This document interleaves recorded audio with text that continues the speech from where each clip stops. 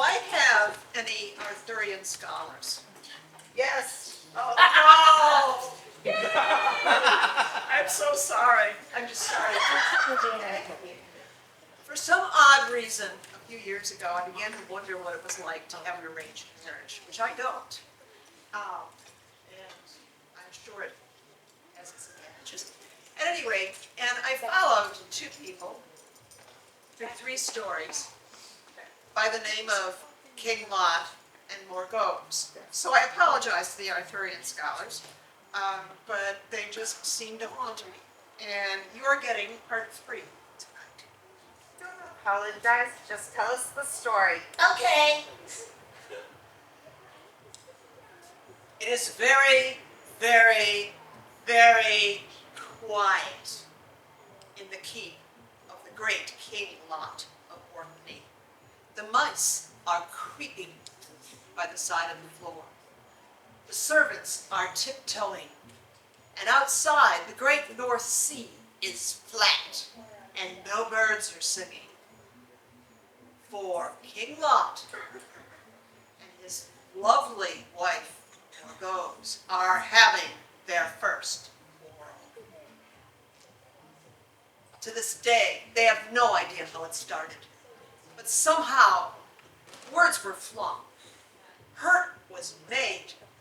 There was a crevice that grew and grew in the chamber until neither could reach across it to touch the other one. And as the shouting and the crying and the throwing of mirrors got greater and greater, Morgause did the only thing she could do.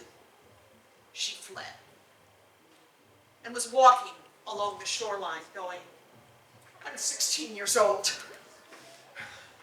I've borne the king a son.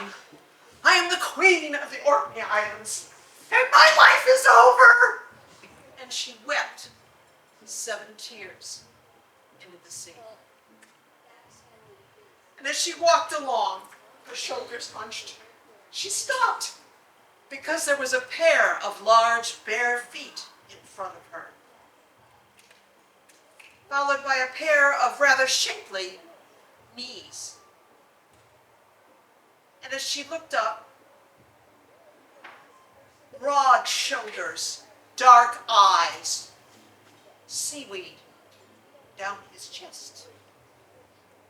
There was a man looking at her, and she didn't know what to do or what to say.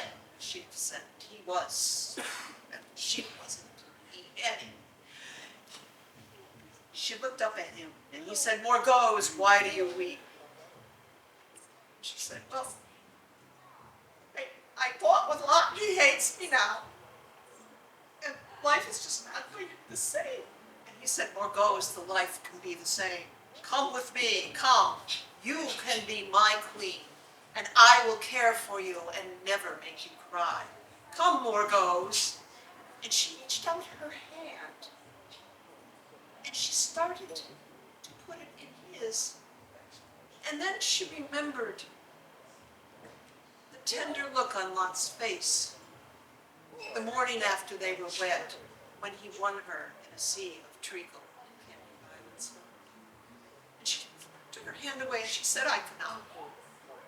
And he said, Morgause, you will have all of the sea to play in. You will be free.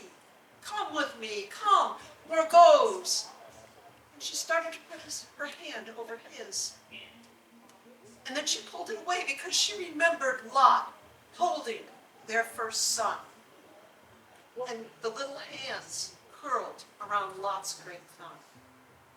And she said, I can't. I am the queen of the Orkneys. He said, Morgause, you make me sad, but I don't want to see you sad. If you need me, I will come. And he disappeared. She ran home and walked into the chamber. And Lot was there, and it was as cold as it had been before. And her heart broke. But the next day, they must be king and queen again and go out to bless the fishing boats. And they stood in a Kurro and paddled out, and even though his shoulder was touching hers, she felt like she was thousands of miles away from him and did not know what to do. And out of the corner of her eye, 7 tears slipped into the sea. And suddenly, a great bull seal rose from the ocean and hit the side of the boat. And over they went, and down they went. And that was when they discovered something about each other that they never knew. Neither could swim. Yet they struggled to shore and pulled each other up and held each other close. And suddenly the sun came out, the miles had melted, and they were together again. And far, far out to sea, Morgause could hear the sound of a joyous seal barking, and then a mad